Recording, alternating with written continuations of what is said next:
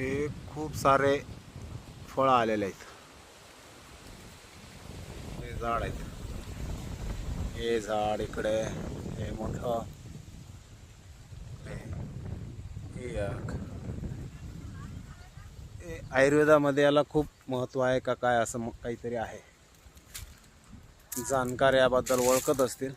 हे बघा खाली पण खूप सारे असे त्याचे ते फळं पडलेले आहेत.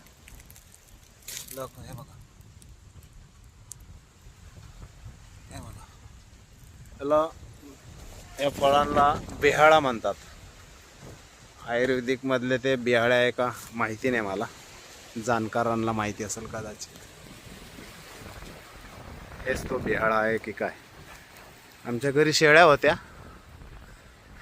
त्या रात्री रवंत करून तोंडाद्वारे अशा खूप साऱ्या टणक बिया अशा खाली, हे बघा, हे आता अर्धा आहे, पूर्ण असतं एक.